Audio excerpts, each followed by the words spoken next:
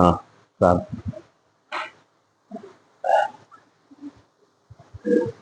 ప్రార్థన అనేటటువంటి అంశం మీద చాలా సార్లు మీరందరూ కూడా విని ఉంటారు. ప్రార్థన అనేది మనకెవరికి కొత్త కాదు. కాకపోతే కొన్ని కోణాల నుంచి ప్రార్థనని చూడటానికి ప్రయత్నం చేద్దాం. మీ మధ్య నిలబడిన నేను ప్రార్థన పరులు కానే కాదు. ఆ ప్రార్థన అంశం గురించి బోధించే అంత అర్హత కానీ ఆ స్థాయి కానీ నాకు లేదు. కానీ ఇక్కడ కూర్చున్న వాళ్ళందరూ కూడా మీరు ఒక పరిణితి చెందినటువంటి విశ్వాసులు, సంఘ సేవకులు, పాస్టర్స్గా, కాపరులుగా ఈ ప్రాంతంలో పనిచేరి చేస్తూ ఉన్నారు. ఎంతో కఠినమైనటువంటి ప్రాంతం, ఎంతో ఒత్తిడి ఉన్నటువంటి ప్రాంతం, ఎన్నో రకాలైనటువంటి శక్తులు, ఎన్నో రకాలైనటువంటి నిందలు, ఎన్నో రకాలైనటువంటి కట్టడల మధ్యలో మీరందరూ కూడా ప్రభు కొరకు నిలబడుతూ వస్తున్నారు. ఇక్కడ ఉన్నటువంటి సంఘాన్ని, ఇక్కడ ఉన్నటువంటి సంఘ సభ్యుల్ని మీరు ఒక కాపురులుగా వారిని కాస్తూ ఉన్నారు. అందుల కొరకు ప్రభుకు వందనాలు. మనం ఎవ్వరం కూడా ఈరోజు ఇక్కడ కానీ మనం చేస్తున్న పనిలో కానీ దేవుని చిత్తం లేకుండా లేమండి. మనందరి వెనక ఆయన యొక్క చిత్తం, ఆయన యొక్క సంకల్పం ఉంది. నేను ఈరోజు ఇక్కడ రావటానికి, ఇక్కడ నిలబడటానికి, మీరు కూడా ఇక్కడ వచ్చి కూర్చోటానికి, మనం అందరం కూడా ఈరోజు సమావేశమై ఉన్నామంటే అది కేవలం దేవుని యొక్క చిత్తం, ఆయన యొక్క సంకల్పం. నా శక్తితోటో మీ శక్తితోటో మన బలంతో ఈ కానీ జరగలేదు. ఒక విషయాన్ని మనం ఏం నమ్మాలంటే ప్రభు ఈరోజు మమ్మల్ని ఇక్కడికి పంపించినాడు. ప్రభు ఏం మాట్లాడాలనుకుంటున్నాడు మన జీవితాలతోటి. మనం అందరం కూడా సంఘ సేవలో ఉన్నాం, పరిచర్యలో ఉన్నాం, సంఘ కాపరులుగా ఉన్నాం. ఒకరోజు సమయం సంఘంకి, సంఘ కాపరత్వానికి, మనకున్నటువంటి నాయకత్వానికి వెలుపట వచ్చి కూర్చొని మనల్ని మనం పునర్సమీక్షించుకోవాలి. అంటే ఒక రీఓరియంటేషన్, ఒకసారి మనల్ని ఒకసారి బేరీజు వేసుకునేటటువంటి పరిస్థితి. అంటే ఒకసారి ఇల్లు కట్టినాము, 10 సంవత్సరాలు అయింది, 20 సంవత్సరాలు అయింది, 30 సంవత్సరాలు అయింది, అయ్యా 40 సంవత్సరాలు అయింది ఇల్లు కట్టి. ఒకసారి పునాది చూద్దాం ఎట్లుందో, బీటలు బాటిందా, ఎక్కడన్నా రాళ్ళు కదులుతున్నాయా, ఎక్కడన్నా గోడలకి క్రాక్స్ వచ్చినాయా అని ప్రతి ఇంటి యజమాని తన యొక్క భవనాన్ని, తన యొక్క బిల్డింగ్ ని ఒకసారి సమీక్షించి చూసుకుంటాడు. ఈ రోజు అదే రోజు మనందరికీ దేవుడు ఒక ఆధిక్యత ఇస్తా ఉన్నాడు. ఏమని? లెట్ us sit, కూర్చుని ఒక్కసారి ఆలోచిద్దాం. నా పరిచర్య జీవితంలో నా పిలుపు ఎక్కడి నుంచి మొదలైంది, నన్ను దేవుడు ఏ విధంగా పిలిచినాడు. ఆరంభ దినాల్లో, మొదటి దినాల్లో ప్రభు కొరకు నేను ఎంత ఆసక్తి కలిగి, ఎంత ప్రేమ కలిగి, ఎంత బలం కలిగి, ఎంత విశ్వాసంతో, ఎంత బలంతో నేను ప్రభు కొరకు నిలబడుతూ వచ్చినాను. ఈరోజు నా యొక్క స్థితి ఏంటి? నేను ఏం చేస్తున్నాను? ఏ విషయంలో బలహీనమైనాను? ఏ విషయంలో శత్రువు నన్ను ఓడించింది?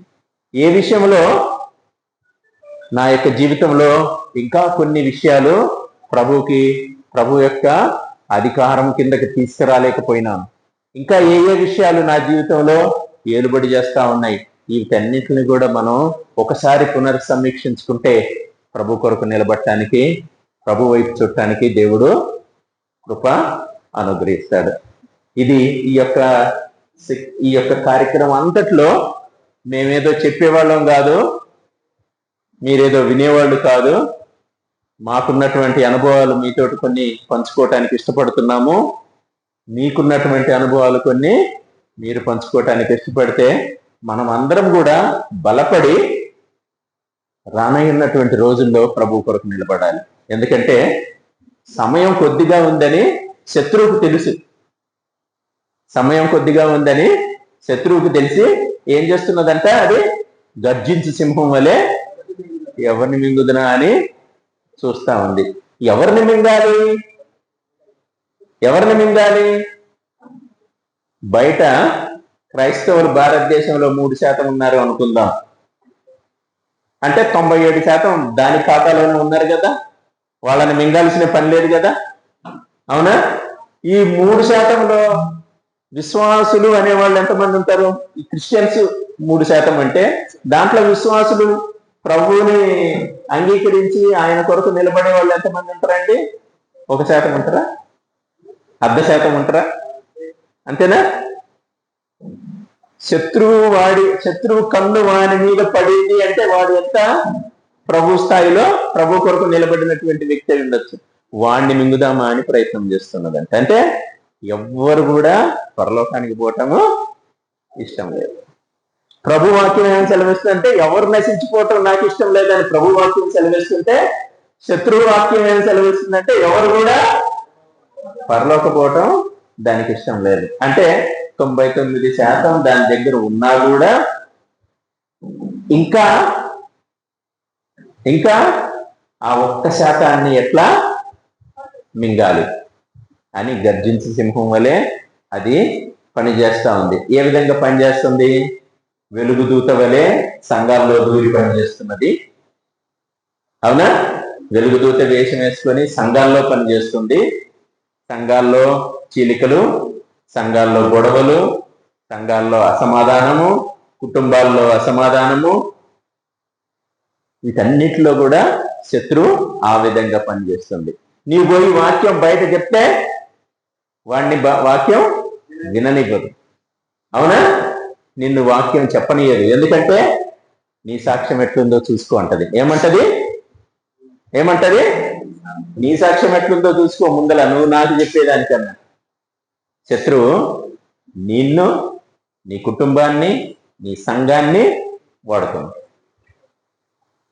ఎందుకని? సమయం తక్కువగా ఉందని దానికి తెలుసు అంట. కానీ విశ్వాసులమైన మనము, ప్రభు చేత పిలువబడినటువంటి సంఘ కాపురులం మనము, సంఘ పోషకులమైనటువంటి మనము ఇంకా సమయం తక్కువగా ఉంది అని మనకు అనిపించట్లా, దానికి అనిపిస్తుంది. ప్రభు వాక్యం సెలవిస్తుందంటే సమయం కొద్దిగా ఉంది, ఎట్లుండి అట్లుంది అంటుంది ఆఖరికి, అవునా? మళ్ళా ఏమంటుంది? అగ్ని నుంచి రక్షించినట్టు ఒక్కనన్నా నువ్వు లాగు. నీ బ్రతికే సరిగి లేకపోతే, మన పునాదే లుకులుకు ఆడుతుంటే, మన కుటుంబ సాక్ష్యం, మన సంఘ సాక్ష్యం సరిగి లేకపోతే వాడిని మనం లాగుతామా? లాగలేము. వాడికన్నా ముందల సాయితానే అంటది నీతోటి, ఏమని? నువ్వు చక్కగా ఉన్నావా, నువ్వు ఎన్ని చేయలేదని నీకు ఒక రీల్ చూపిస్తుంది. ఏం చూపిస్తుంది? ఒక రీల్ తిప్పుతుంది. ఇట్లా ఆ రీల్ తిప్పంలోనే అవును కదా మనకెందుకు లేని ఒక లొల్లేని తప్పుడు చేయకుండా ఉంటుంది, అవునా? కానీ ఎంతకాలం? ప్రభు నిన్ను రక్షించడానికి ఈ లోకంలో ఉన్నటువంటి అనేకమైనటువంటి పెద్ద దైవ సేవకులను రక్షించిన దేవుడు నీకు వాళ్ళకి ఒకటే విలువ చెల్లించింది. You are brought with the same price. అదే రక్తం, అదే విలువ. బిల్లీ గ్రాహంకి చెల్లించింది అదే, భగత్ సింగ్ గారికి చెల్లించింది అదే, పెద్ద దైవ సేవకులకి చెల్లించినటువంటి క్రయం, విలువ సేమ్. కానీ నా జీవితంలో ఎందుకు ఆ విలువ పనిచేయట్లేదు? నా జీవితంలో ఎందుకు ఆ విలువ పనిచేయట్లేదు? ఎందుకు నా జీవితంలో స్తబ్దత వచ్చింది? ఎందుకు నా జీవితంలో ఎక్కడ వేసినా గొంగడి అక్కడే ఉంది? 40 సంవత్సరాలైంది, 50 సంవత్సరాలైంది, 30 సంవత్సరాలైంది. ఎన్ని ఆత్మల ప్రభు కొరకు రక్షించినాను? ఎంతమంది సువార్థికులుగా తయారు చేసినాను? ఎంతమందిని పరిచారికులుగా తయారు చేసినాను? ఎంతమందిని బోధకులుగా తయారు చేసినాను? ఎంతమందిని మిషనరీస్గా నా ప్రాంతం నుంచి పంపించినాను? నా సాక్ష్యం ఏంటి? నా సంఘ సాక్ష్యం ఏంటి? నా కుటుంబ సాక్ష్యం ఏంటి? ఇవన్నీ కూడా సైతాను దెబ్బతీసేటటువంటి విషయాలు, మింగే విషయాలు. కాబట్టి ఈరోజు మనం ఆ ఓటమికి, ఆ పతనానికి, ఆ స్తబ్దతకి, శత్రువు మన మీద ఇంతగా చెలరేగి దాని యొక్క చిత్తాన్ని నెరవేరుస్తూ ప్రభు చిత్తంలో ఉన్న మనల్ని మింగేయడానికి ప్రయత్నం చేస్తున్నటువంటి స్థితికి కారణం జీవితాల్లో ప్రార్థన లేకపోవటం. ప్రార్థనా జీవితం లేని జీవితాలు ప్రభువు లేనటువంటి జీవితాలు. ప్రభువు లేకుండా చాలా పనులు చేస్తుంటాం. అవి ఎట్లుంటాయంటే, ఒక ఉదాహరణ చెప్తా. ఒక గుర్రం బండి కట్టినారు అనుకోండి. గుర్రం బండి తెలుసు కదా, గుర్రం ముందలుంటది, బండి ఉంటది, బండిలో కూర్చుంటాం. గుర్రంని ఇట్లా కొడుతుంటే గుర్రం ఉరుకుతుంటది, బండి పోతుంటది కదా. కానీ మనం చేసే పరిచర్యలో ప్రభువుని మన జీవితాల్లో ప్రార్థనా జీవితం లేకపోతే బండి ముందల, గుర్రం వెనకైతుంది. నడుస్తుందా? బండి ఏమో ముందలున్నది. ఏం బండి అది? సంఘాలు కట్టాలి, బిల్డింగ్ వేయాలి, సౌండ్ స్పీకర్లు కొనాలి, ఆ బండి కొనాలి, ఈ సంఘం కట్టాలి. ఈ విషయాలైనటువంటి లోక విషయాల్లో అనేక మీటింగులు పెడదాం, అట్లా చేద్దాం, ఈ కూటమి పెడదాం, అది చేద్దాం, ఇది చేద్దాం. చాలా రకాలైనటువంటి సేవలు ఉన్నాయి. గృహ సందర్శన చేద్దాం, ఆ మీటింగ్ పెడదాం, ఈ మీటింగ్ పెడదాం, ఆయనని పిలిపిద్దాం, ఈయనని పిలిపిద్దాం. ఓకే, కానీ నీ ప్రార్థనా జీవితం ఎక్కడుంది? అనేక సార్లు ఎట్లా బిజీ అయిపోతామంటే మనము ప్రభువుని వెనకబెట్టి పనులు ముందలు చేసే పరిస్థితి వస్తుంది. అది కావాలని చెయ్యము,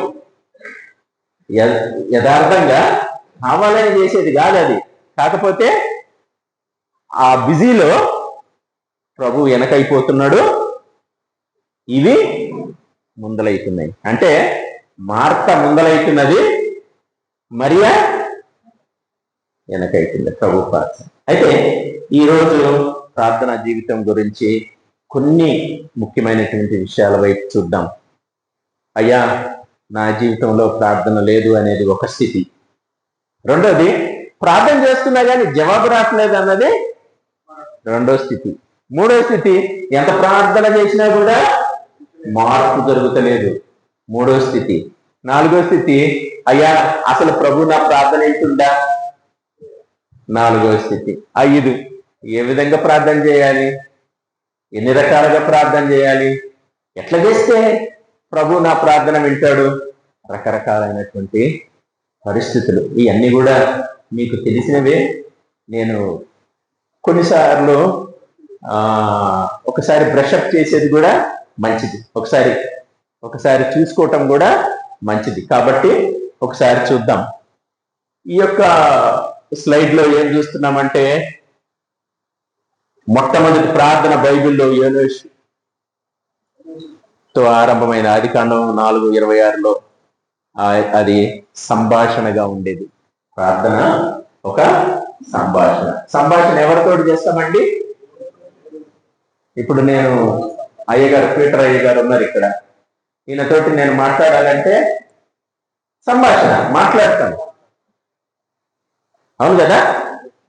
నేను ఆయన దగ్గర మోకరించి, ఆయనని పొగిడి, ఆయన అది చేసి ఇది చేసి అట్లా చెయ్యాలి. ఏం చేస్తున్నా? ఒక సహవాసిగా, ఒక మిత్రుడుగా, ఒక తెలిసిన వాడిగా, ఒక పరిచయస్తుడుగా డైరెక్ట్గా ఆయనతోటి నేను మాట్లాడుతున్నా. ఈ సన్నిహిత్యం నాకు ఆయన దగ్గరికి వెళ్ళి ఎట్లా వచ్చింది? ఆయన నేను ఎరుగుదును, అవునా? ఈయన నేను ఈ పాస్టర్ గారు ఉన్నారు అనుకోండి, ఈయన నాకు తెలియదు, ఆయన నేను ఎప్పుడు చూడలేదు,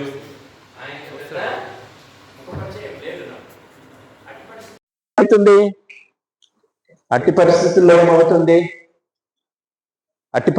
ఏమవుతుంది? ఆయనతోటి నాకు పరిచయం లేదు కాబట్టి నేను ఆయనతోటి సంభాషించలేను.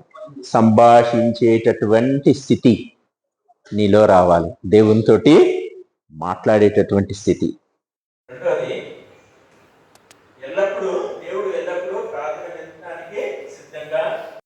ప్రార్థన వినటానికి సిద్ధంగా ఉంటాడు మరియు జవాబిస్తాడు. యోహాను 10. ఏమైతుంది?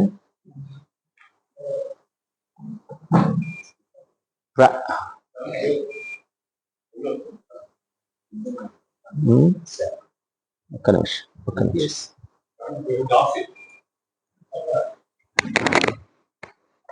అప్పజెప్తాం. బైబిల్లో ఉన్నటువంటి వాగ్దానాలని చేతపట్టుకొని ప్రార్థించటం. 4 విషయాలు. 1, సంభాషించటం. రెండోది, దేవుడు ప్రతినిత్యం నీ ప్రార్థన వింటాడన్నటువంటి నమ్మకం, ఆయన జవాబిస్తాడన్నటువంటి విశ్వాసం కలిగి ఉండటం. మూడోది, మన ప్రార్థనా సమయాన్ని ప్రభువుకి అప్పచెప్పటం, ఒక ప్రార్థనా సమయం కలిగి ఉండటం మన జీవితంలో.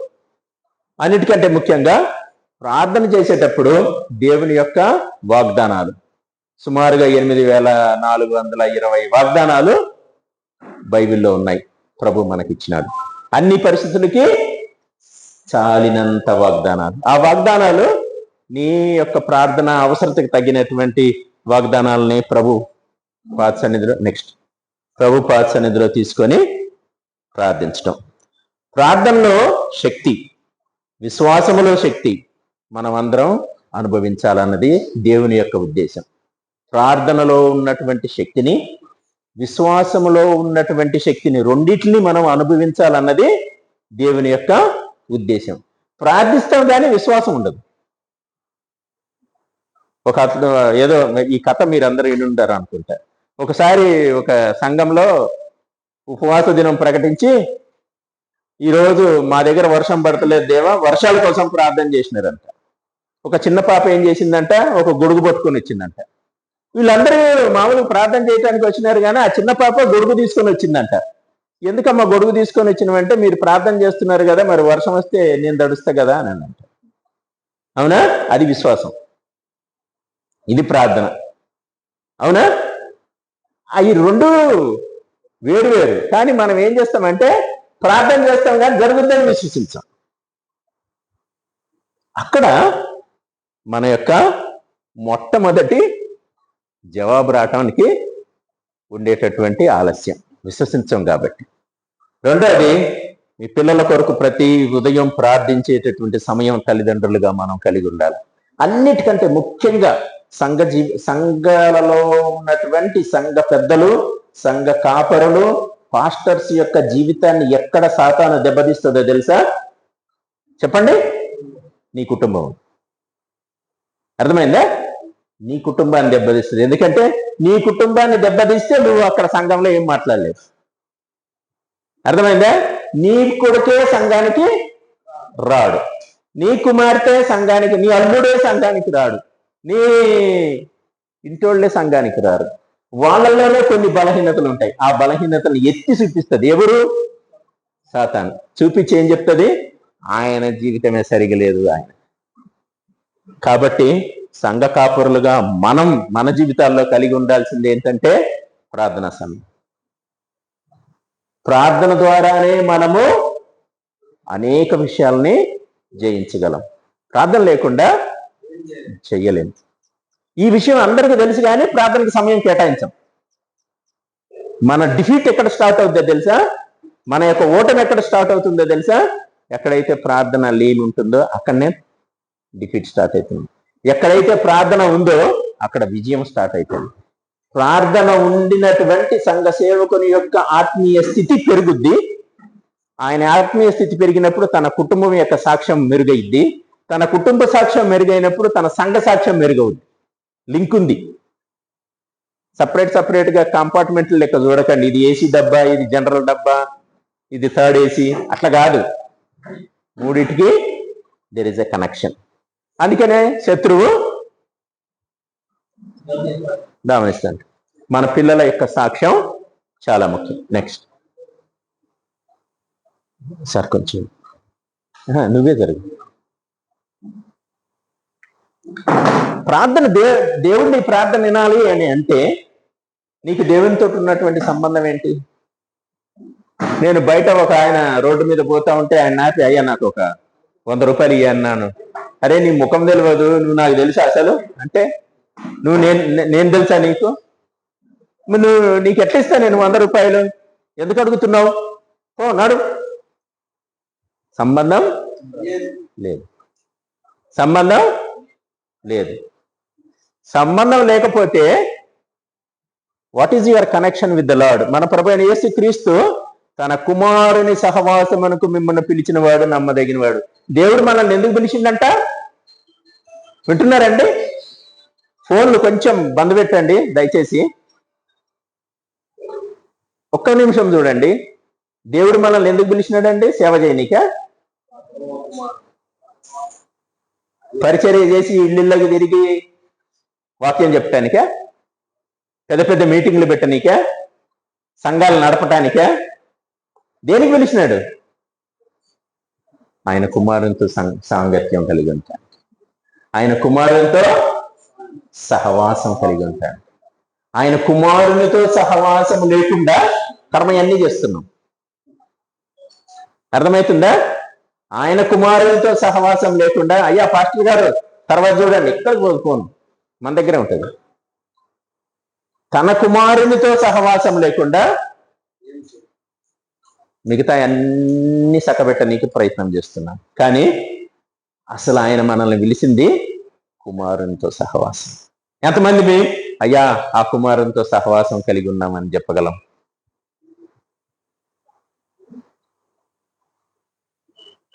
ఎప్పుడైతే నువ్వు ఆయన కుమారునితో సహవాసం కలిగి ఉంటావో ఆయన నీ పక్షంగా నమ్మదగిన దేవుడుగా ఉంటాడు. ఇది లేకుండా, ఏది సహవాసం లేకుండా ఆయన నమ్మకత్వాన్ని నువ్వు ఆశించలేవు, కోరలేవు. ఎందుకు? లేదు, బాండ్ లేదు మనకి. రెండోది, మన సహవాసం అయితే తండ్రితో కూడా ఆయన కుమారుడైన యేసుక్రీస్తుతో కూడా ఉన్నది. అది నీ సాక్ష్యం. అయ్యా నీదేంటంటే నా సహవాసం ఆయనతోటి ఉంది, ఆ మాట చెప్పగలమా మనం? మూడోది, ఆయన పిలుపులో నీకు గల పాలిపంపులు. ఏం పిలుపు ఉంది? ఆయన కుమారునితో నీకు సహవాసం కలిగి ఉండటానికి పిలుపులో నీకున్నటువంటి పాలుపంపు ఏంటి? వేర్ యూ స్టాండ్, ఎక్కడున్నావు? అది ఉన్నతమైన పిలుపు, పిలుపుకు తగినటువంటి యోగ్యత ఉండాలి. అది పరిశుద్ధమైనటువంటి పిలుపు, అది పరలోక సంబంధమైనటువంటి పిలుపు. పిలుపుకై జాగ్రత్త పడి ఉండాలా? ఇన్ని రకాలైనటువంటి వాక్యాలు ఉన్నాయి. ఆ పిలుపుకు సంబంధించినటువంటి హెచ్చరికలు, పిలుపుకు సంబంధించినటువంటి మాటలు. ఒకటి, ఆ ఉత్తమమైనటువంటి పిలుపులో నీకు పాలిభాగస్థం ఉందా? ఆ పిలుపుకు తగినటువంటి యోగ్యత ఉన్నదా? మూడోది, ఆ పరిశుద్ధమైనటువంటి పిలుపులో నీకు పాలుపంపులు ఉన్నాయా? నాలుగోది, అది పరలోక సంబంధమైనటువంటి పిలుపు, ఆ పిలుపులో నీకు భాగస్వామ్యం. ఆ తర్వాత ఆ పిలుపు నీ జీవితంలో ఉంటే ఆ పిలుపుకు సంబంధించినటువంటి జాగ్రత్త వహించినవా? ఆ పిలుపుకు సంబంధించినటువంటి జాగ్రత్త వహించినవా? ఇవన్నీ కూడా చాలా ముఖ్యమైనటువంటి విషయాలు.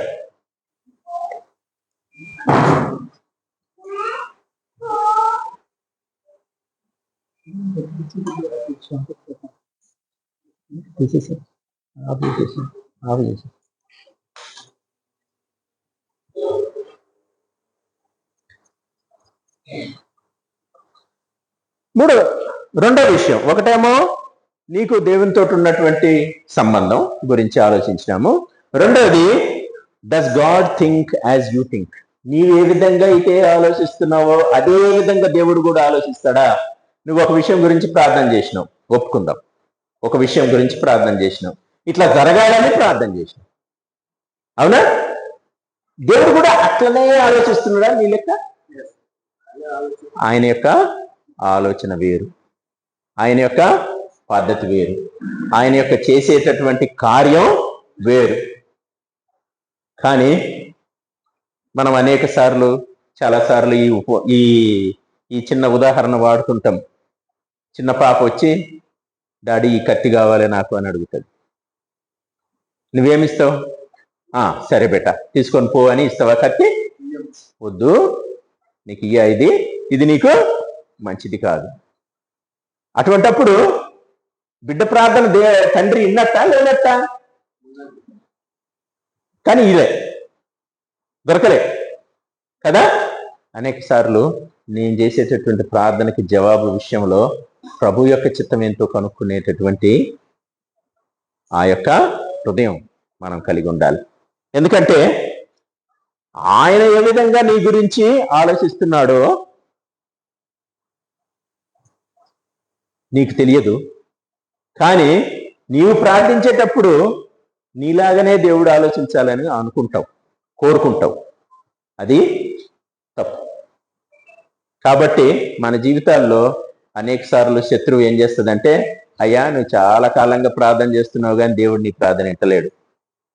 అయ్యా నువ్వు ఇంతకాలంగా చేసినావు కదా, దేవుడు ఏం పట్టించుకోలే, నీ ప్రార్థన వినలే. శత్రువు దాన్ని ఒక చిన్న బాణంగా నీ దగ్గర వాడటానికి ప్రయత్నం చేస్తాడు.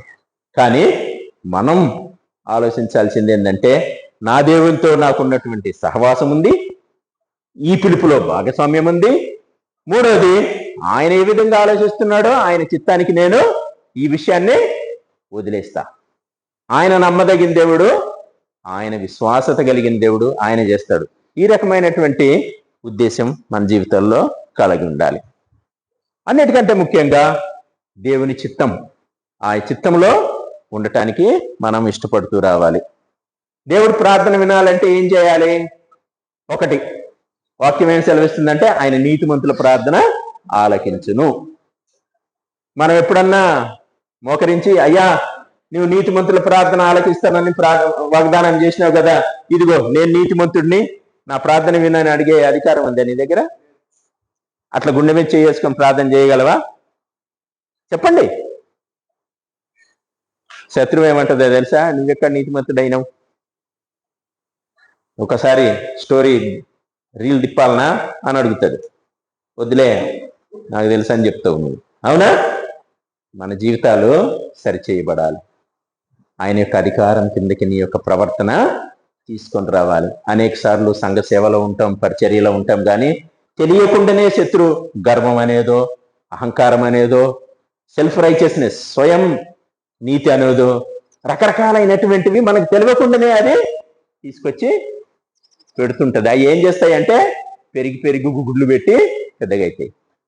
ఎరగరు, తెరవము, కానీ అవి నీ యొక్క పరిచర్యని, నీ యొక్క సంఘాన్ని పాడు చేసేదిగా ఉంటాయి. కాబట్టి ఆయన దీన మనసు కలవారి ప్రార్థన ఆలకించును. ఆయన నీతిమంతుల ప్రార్థన ఆలకించును, దీన మనసు కలిగిన వారి ప్రార్థన ఆలకించును, ఆయన మనవి చేస్తే ఆలకించును. ఇవన్నీ కూడా రెఫరెన్సెస్ చెప్పేంత టైం లేదు. ఆయన మనవి చేస్తే ఆలకించును అని వాక్యం సెలవిస్తుంది. నెక్స్ట్, నీవు దేవుణ్ణి సంధించడానికి సిద్ధంగా ఉన్నావా? ఆయన వైపు తిరిగేటటువంటి స్థితి. అయ్యా చాలా కాలంగా పరిచర్య చేస్తున్నాను, కానీ చాలా కాలంగా నేను పరిచర్యలో ఉన్నాను, సేవలో ఉన్నా, కానీ ఆయనతోటి నాకు వ్యక్తిగతమైనటువంటి సహవాసం, సాంగత్యం సన్నగిలిపోయింది. ప్రార్థనా జీవితం లేదు, సన్నగిలిపోయింది. ప్రార్థన చేయడానికే టైం ఉంటలేదు. నేను ప్రార్థన చేసేది ఎప్పుడు? వేరే ఇళ్ళకి పోయినప్పుడు, సంఘ ప్రార్థనలోనో, కుటుంబ ప్రార్థనలోనో, ఇంకేదన్నా మీటింగ్లు పెట్టినప్పుడే. కానీ నాకు దేవునికి వ్యక్తిగతమైనటువంటి సమయం, నాకు దేవునితో ఉన్నటువంటి వ్యక్తిగతమైనటువంటి ఆ క్వైట్ టైం అంటారు కదా, అది పొరబడింది, తక్కువయింది. కాబట్టి ఆ బంధం ఏదైతే ఉందో ప్రభువుకి నాకు, అది స్లోగా క్షీణిస్తూ వచ్చింది. కానీ పరిచర్యలో ఉన్నా, అన్ని పనులు చేస్తున్నా, అన్నిటికీ ప్రార్థన చేసుకునే పోతున్నా, కానీ నాకు దేవునికి వ్యక్తిగతమైనటువంటి సంబంధం బలహీనపడతా ఉంది. ఇది మనం మొట్టమొదటిగా చూడాల్సినటువంటి విషయం. రెండోది, నిన్ను నీవు పరిశుద్ధపరచుకోవటం, ప్రతిష్ఠించుకోవటం. అయ్యా నా జీవితంలో ఈ విషయంలో ఓటమి ఉంది, ఈ విషయంలో ఇంకా ప్రభు యొక్క అధికారానికి ఈ యొక్క ప్రవర్తన తీసుకొని రాలేదు, ఈ తలంపులు ఏవైతే ఉన్నాయో ఈ తలంపుల్ని ఆయన అధికారంలోకి తీసుకురాలే, ఇదిగో ఈ పని చేస్తున్నా, ఇది దేవుని చిత్తానికి వెలుపుట, కానీ అట్లే చేస్తున్నా. కానీ ఎంతవరకైతే నీవు ఆ విషయాల్ని ప్రభువుకి ప్రతిష్ఠించవో, తీసుకొచ్చి పరిశుద్ధమైనటువంటి జీవితం, ఆయన వైపు తిరిగేటటువంటి స్థితి నీలో ఉండదో, కార్యం జరగదు. నీ జీవితంలో కార్యం జరగకపోతే కుటుంబంలో జరగదు, కుటుంబంలో జరగకపోతే నీవు పాలించేటటువంటి సంఘంలో, నీ సంఘ కాపురత్వంలో జరగదు. దాంట్లో ఏమవుతుందో తెలుసా? ప్రభు పిలిచినటువంటి చిత్తం ఒకటి, జరిగేది. ఎందుకయ్యా సంఘాలు ఈ విధంగా ఉన్నాయంటే సంఘ కాపురి యొక్క ప్రార్థన జీవితం సరిగా లేదండి, అది జవాబు. అవునా?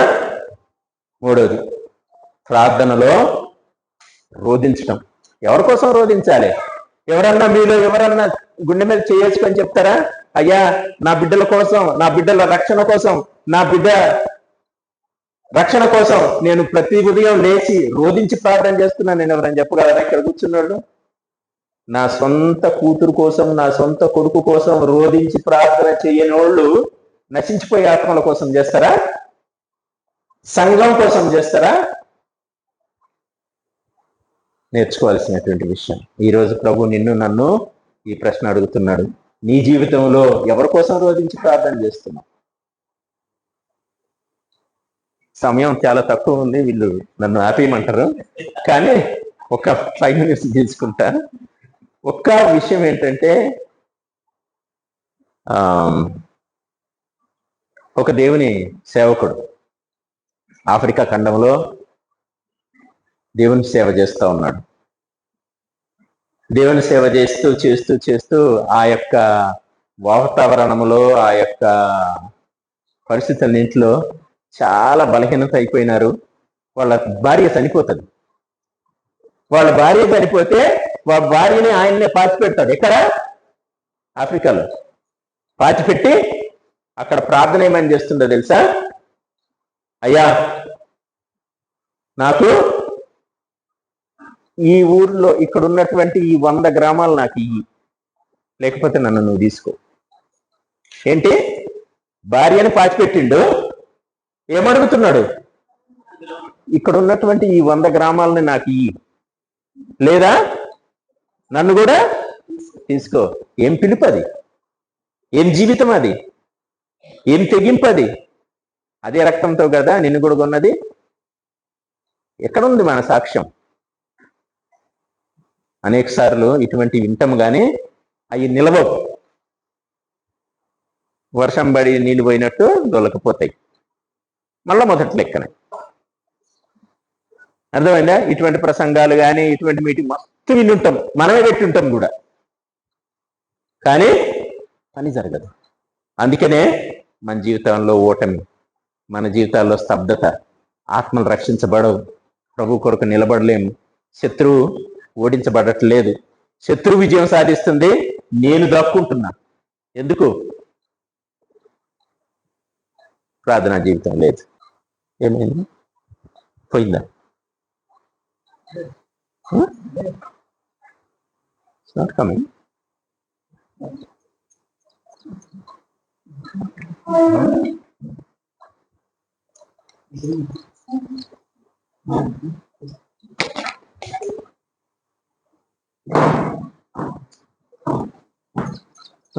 రాలేదు పవర్ అక్కడ.